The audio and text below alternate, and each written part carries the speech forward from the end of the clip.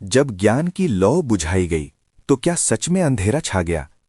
21 मार्च 2025 जो सब कुछ बदल सकती है। क्या यही वो क्षण है जब वैदिक चेतना फिर जागेगी?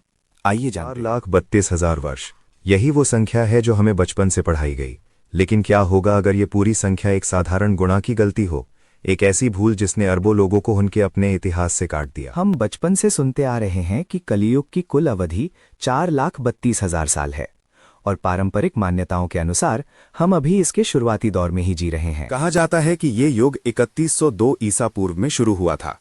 इसका सीधा सा मतलब ये निकाला गया कि अभी विनाशकारी कलयुग के 4,27,000 से अधिक वर्ष बाकी हैं। लेकिन जरा सोचिए, अगर हम शुरुआत में नहीं बल्कि बिल्कुल अंत में खड़े हों तो क्या हो? अगर ये सारी गणना ही एक भ्रम हो? आधुनिक खगोलीय विज्ञान और प्राचीन ग्रंथों का गहरा अध्ययन एक बिल्कुल अलग तस्वीर पेश करता है।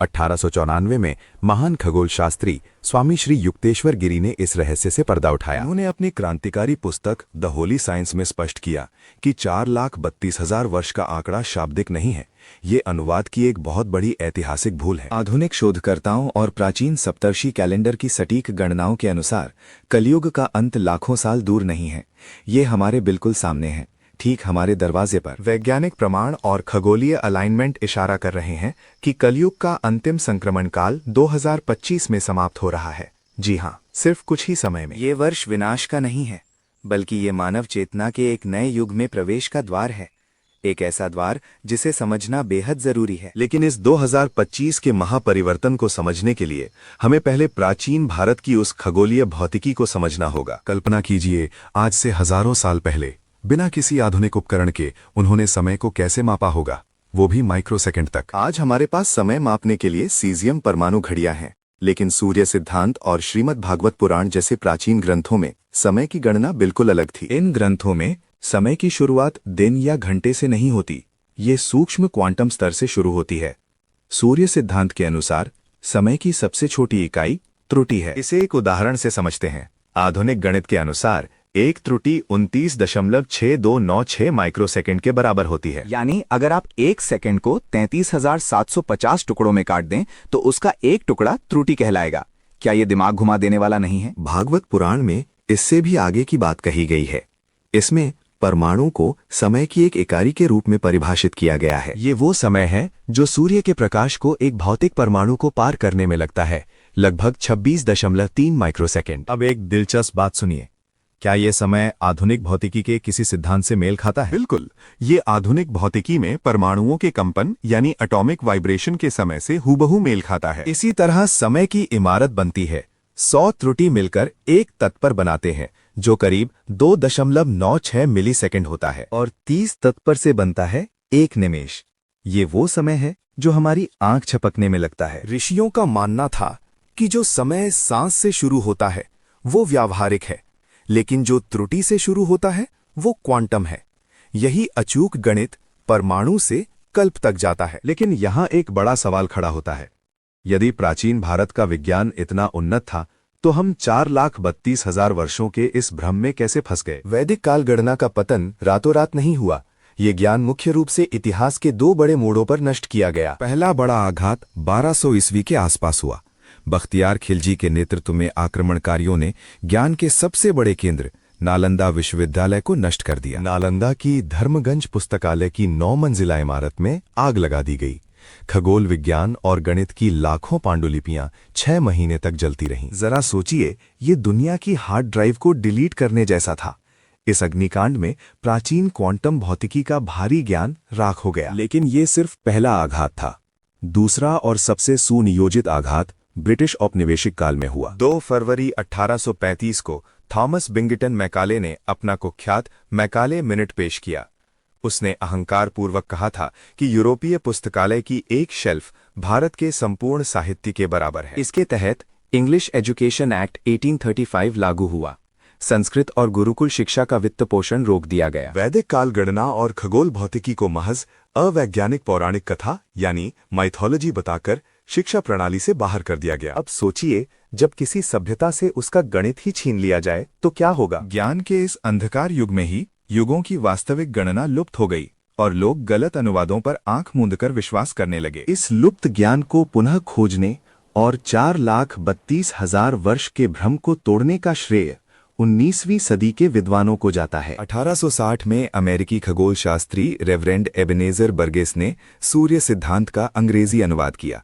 इस अनुवाद ने पश्चिमी दुनिया के होश उड़ा दिए। लेकिन सबसे बड़ा सवाल ये था कि अगर कलयुग लाखों साल का नहीं है तो ये 4,32,000 का आंकड़ा आया कहां से? इसका जवाब श्री युक्तेश्वर गिरी ने दिया।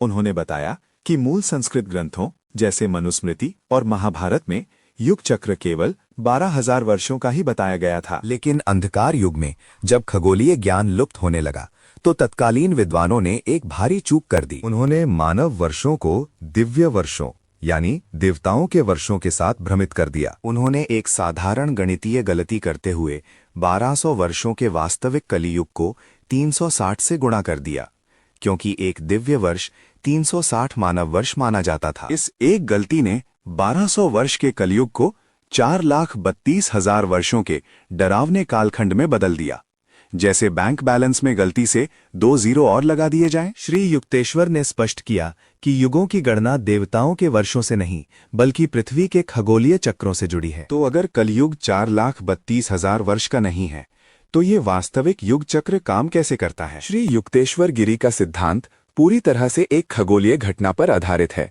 जिसे विषुव का अयन या प्रेसेशन ऑफ द इक्विनॉक्सिस कहते हैं। इसे एक लट्टू की तरह समझिए। जैसे एक घूमता हुआ लट्टू अपनी धुरी पर हल्का सा डगमगाता है, वैसे ही पृथ्वी भी डगमगाती है। सूर्य सिद्धांत के अनुसार पृथ्वी का ये डगमगाना 54 आर्क सेकंड प्रतिवर्ष की गति से होता है। इस गति से पृथ्वी अपना एक पूरा चक्कर ठीक 24,000 वर्षों में पूरा करती है। यही है असली युग चक्र। इस 24,000 वर्ष के चक्र को 2 हिस्सों में बांटा गया है। 12,000 वर्ष का अवरोही चक्र जब मानव चेतना नीचे गिरती है, और 12,000 वर्ष का आरोही चक्र जब चेतना वापस ऊपर उठती है। इस चक्र में कलियुग सबसे छोटा है, केवल 1200 वर्ष का। फिर द्वापर युग 2400 वर्ष, त्रेता युग 3600 वर्ष और सतयुग 4800 वर्ष का होता है। तो अब सबसे बड़ा सवाल, हम अभी इस चक्र में कहाँ खड़े हैं? श्री युक्तेश्वर की गणना के अनुसार मानवता 499 ईस्वी में अपने सबसे गहरे अंधकार यानी कलियुग के सबसे निचले स्तर से गुजर चुकी है। जी हाँ, हम वर्तमान में नीचे नहीं गिर रहे हैं, हम आरोही क्रम में ऊपर उठ रहे हैं। सबसे बुरा वक्त पीछे छूट चुका है। अब आते हैं उस रहस्य पर जिसका आपको इंतजार था। 2025 में कलयुग के अंत की सटीक तारीख कैसे निकाली गई? आधुनिक शोधकर्ता विभुदेव मिश्रा ने श्री युक्तेश्वर के सिद्धांत को प्राचीन सप्तर्षि कैलेंडर के साथ डिकोड किया। सप्तर्षि कैलेंडर 2700 वर्षों के मुख्य चक्र पर आधारित है। मिश्रा की सटीक गणनाओं के अनुसार आरोही कलयुग की शुरुआत 676 ईसा पूर्व में हुई थी। अब जरा गणित लगाइए। यदि 676 ईसा पूर्व में 2700 वर्ष जोड़े जाएं, तो गणितीय रूप से सटीक तिथि क्या आती है? जी हाँ, 2025। और खगोलीय दृष्टिकोण से वो सटीक दिन है 21 मार्च 2025, वसंत विषुव का दिन। ये वो खगोलीय बिंदु है जब पृथ्वी आरोही कलयुग के अंधकार से पूरी तरह बाहर निकल जाएगी। पृथ्वी ब्रह्मांडीय ऊर्जा के एक नए अलाइनमेंट में प्रवेश करेगी। लेकिन ठहरिए, अगर 21 मार्च 2025 को कलयुग समाप्त हो रहा है तो क्या 22 मार्च को अचानक सतयुग आ जाएगा? दुनिया बदल जाएगी? नहीं, प्राचीन ग्रंथों के अनुसार एक युग से दूसरे युग में प्रवेश रातों रात नहीं होता। 2025 के बाद 300 वर्षों का एक संधि काल यानी ट्रांजिशन पीरियड शुरू होगा। ये हमें कलयुग से निकालकर द्वापर युग में ले जाएगा। द्वापर युग को ऊर्जा, विद्युत और सूक्ष्म शक्तियों का युग कहा गया है। आज दुनिया में जो उथल पुथल हम देख रहे हैं, विनाशकारी युद्ध, जलवायु परिवर्तन, रेगिस्तान में बाढ़, ये सब क्या है? ये कलयुग के अंत और पुरानी संस्थाओं के पतन का स्पष्ट प्रतीक है। पुराना टूट रहा है ताकि नया बन सके। वहीं दूसरी ओर क्वांटम भौतिकी और आर्टिफिशियल इंटेलिजेंस का उदय देखिए। ये कोई इत्तेफाक नहीं है, ये द्वापर युग की ऊर्जा के जागरण का सीधा प्रमाण है। हम वापस उसी उन्नत विज्ञान की ओर लौट रहे हैं। शोधकर्ताओं का मानना है कि 2025 से 2040 के बीच का 15 वर्षीय कालखंड तीव्र ग्रहीय परिवर्तन का हो। मानव चेतना अब भय, लालच और भौतिकवाद से ऊपर उठेगी। वो सामूहिक कल्याण और उच्च ब्रह्मांडीय आवृत्तियों के साथ तालमेल बिठाएगी। इसलिए जब आप 2025 के बारे में सुनें तो डरे नहीं, ये दुनिया का अंत नहीं है। ये उस महान वैदिक विज्ञान की वापसी है। ये हमारी चेतना का सबसे बड़ा जागरण है। हम फिर से उसी यात्रा पर निकल पड़े हैं, उस ज्ञान की ओर जिसे हमने सदियों पहले खो दिया था। वो ज्ञान जिसने हमें ब्रह्मांड के सबसे गहरे रहस्य सिखाए थे। समय आ गया है कि हम अपने इतिहास को फिर से जानें और 4,32,000 साल के भ्रम से बाहर निकले। क्योंकि 2025 वो वर्ष है जब मानवता फिर से जागेगी, जहां हम फिर से परमाणु की सूक्ष्मता से लेकर कल्प की विशालता तक के ब्रह्मांडीय सत्य को समझ सकेंगे। स्वागत है द्वापर युग में। स्वागत है ऊर्जा और चेतना के इस नए सवेरे में।